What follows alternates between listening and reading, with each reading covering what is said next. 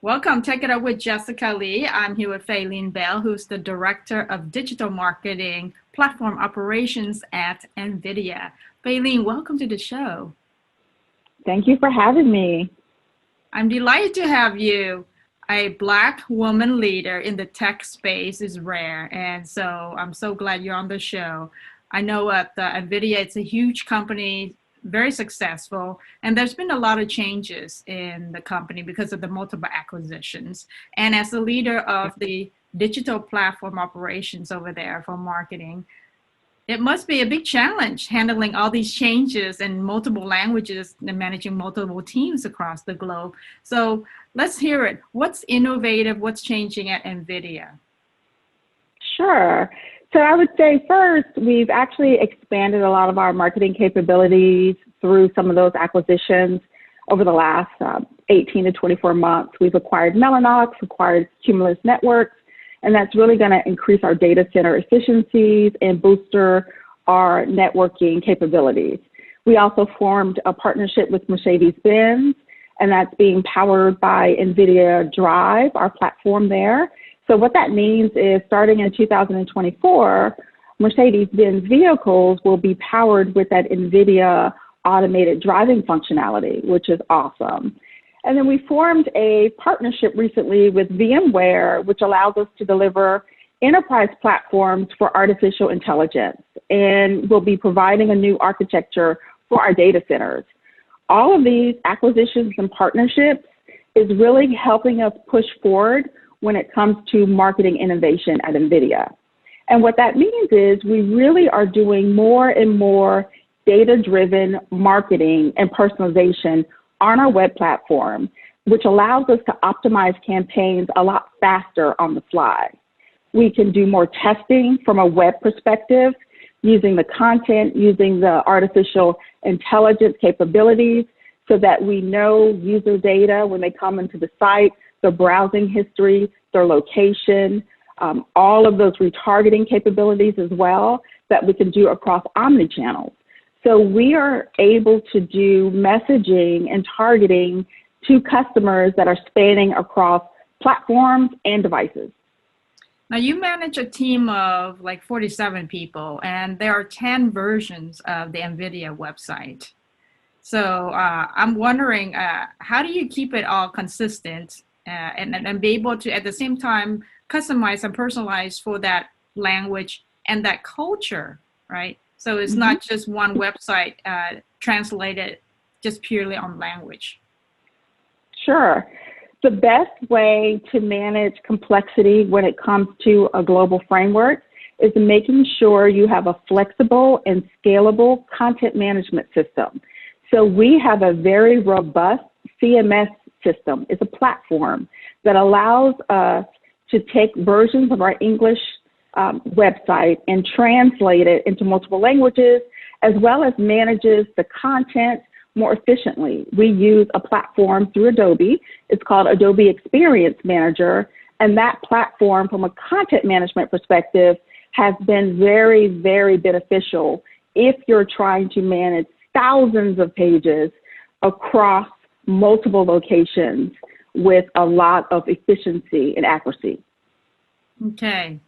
And when we talk about just translating and using technology to translate at scale, I'm wondering about just the little nuances of the different culture. Like it's not just purely translating purely on the language. And there's a lot of, I would say, the differences in website, the way you architect it too.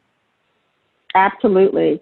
So we actually integrate tools into our content management system, machine translation tools and partners that allows us to do not only just a straight just one-to-one translation, we also have a very large global team that does some checks and balances to ensure the translation that the machine has done is the correct way that it needs to be interpreted in German or in Chinese or Japanese languages.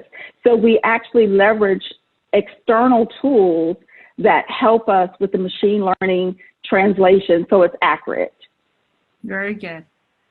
I'm going to ask you about managing teams, because I think it's a challenge when you manage a large, diverse team, and especially as a woman, that you've got a challenge as to gender bias. And then you have being a Black woman, even more challenges. Surely you must have some lessons and experience that you could share with us. Yes, absolutely. I also try to form a bond with the global teams. And virtually, there's lots of different fun icebreaker games you can introduce to the teams so they get to know you a little bit better. You get to know them, their family. I play this really fun, innocent game. It's an M&M game where I have everyone on the team purchase some M&Ms or some kind of candy with some colors, and I have everyone pick a particular color. You don't know what the color means when you're picking the color. And then once you pick the color, I have this little chart that I show on the screen, and I say, okay, if you pick the color yellow, you need to tell us where is your dream vacation. Or if you pick the color brown, you need to share with us what you wanted to be when you were in high school, or something like that, where it allows the team to break the ice and get to know each other. Of course, when I am able to travel to some of the global locations, I try to socialize and have some kind of off-site events, activities.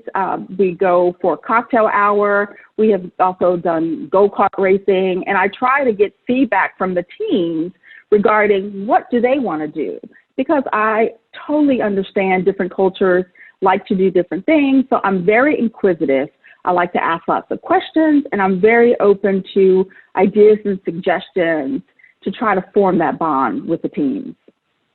Now, have you had any experience in which you find that as a woman leader, sometimes you don't automatically get this respect, especially from men? And how do you handle that? Absolutely. Unfortunately, it's happened way too many times. And I like to address it immediately, as soon as possible, in a professional way. And I think if I acknowledge early and I let the individual know that I feel that I'm being disrespected, I typically don't have additional challenges with people.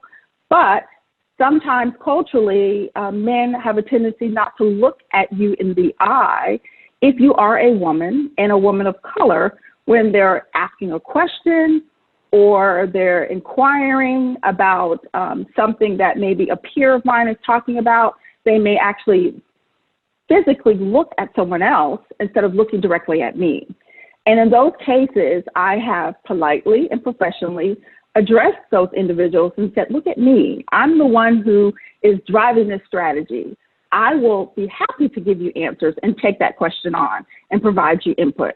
So that's how I've kind of delicately, I would say, addressed some of the disrespect that I have gotten. Assumptions are I'm not driving the agenda. I might be getting the coffee. I might be taking the notes in the meeting. So a lot of times I also like to do some introductions and state the agenda to command attention from the audience that this is my meeting or what my role is at the table. Good point. So let's talk about diversity and inclusion. I know that's a hot topic, and a lot of companies are making progress. So I applaud a lot of companies doing that. I'm wondering if you could share with us tips on how companies can help addressing the diversity and inclusion issue. Absolutely. I feel it's important for companies to have as part of their HR training curriculum, if possible, some types of courses, videos that talk about racial diversity, cultural biases. I feel any manager should definitely have these types of courses available to them. And of course, you can make it optional, you can make it mandatory, but I think it will help just address some scenario-based video examples I have found to be very helpful that talked about cultural biases or just biases that people may not even realize is something they always have stereotypes with certain types of races. That training is critical for companies to embrace, constantly evolve that training and provide to their employees. Another thing is I feel it's a top-down approach. Lip service is very temporary. It's definitely not authentic, and individuals can see that a mile away. So a lot of leaders need to ensure that they are committed to diversifying their talent and diversifying their brand. Examples that really support leaders feeling that this is true: do you have any minorities on your board of directors? Do you have any minorities that are executives or directors? So those are the questions that you start asking, and you start looking at data points to see if it is truly embraced from the top down. The last tip I'll share, and I have personally used this with my teams over and over again, there's lots of personality trait tests, I would say, Myers-Briggs, Strength Finders, and what that is a series of questions that everyone answers from all different types of scenarios.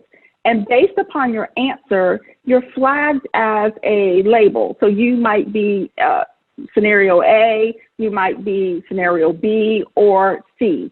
And they're like personality traits. So if you're a type A personality, you like to get things done, you're very aggressive, you move fast, you might actually be bubbled up into the scenario A types of employees. Or scenario B, they're analytical, they're quiet, they really don't want to be put on the spot.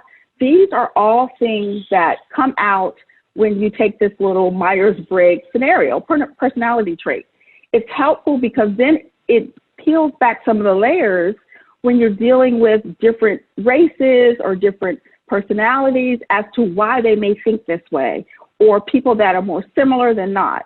So I have used that actual training to help, from a leadership perspective, figure out how I need to adjust my leadership style and make it more fluid, because I know I'm dealing with individuals who don't want to speak up. They're very knowledgeable, but culturally, they have this sense of respect for elders or people in position of power. So you may feel like, oh, they're not participating and they're not providing value, but that is a cultural difference. And some of those personality traits are things that help make that very apparent. All companies need to have that as part of their HR curriculum, especially leaders. Now, I know that you worked at large companies before, and you've seen the difference in having unconscious bias training versus not having it. Tell us some of the results that researchers have found. I think researchers have found that having that training allows a lot of corporate professionals or anyone in the workplace to feel more comfortable partnering and collaborating with all types of groups. And personally, I think the success is seen when you have a diverse population of employees, where the percentage of minorities is not necessarily underrepresented to a point where there's no diversity at all in your employee base. So the training will allow hiring managers to subconsciously be more aware when they're actually interviewing minority candidates.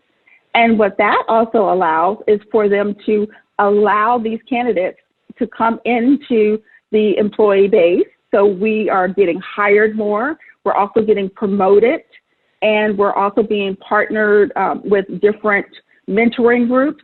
So you'll see a more diverse employee base with companies that have more training like this. And that usually translates to diverse customers. Customers are all different types of races and cultures. So having diverse thought in any process and at the table also translates to diversity in customers. That's a good point. The diversity training and the unbiased conscious training should really start with people who are recruiting, because they're going to be the ones searching for candidates, right? So it starts there. So that's good. Absolutely. Yeah. I want to ask about what you're excited about in the future. What initiatives? What programs? What are you doing? So the pandemic has definitely forced us to move a lot faster when it comes to digital marketing. We have to deliver more optimized campaigns that allow us to do more targeting across omnichannel. So customers are on different platforms, different devices, and we have to get the right message to them that resonates with them. So I'm really excited about being able to move forward within our digital marketing roadmap a lot faster using more and more technology, artificial intelligence, machine learning, also leveraging a lot more automation tools, open source tools available to my developers to help make that web experience more robust and a better customer experience. I'm excited about what the future holds in digital marketing.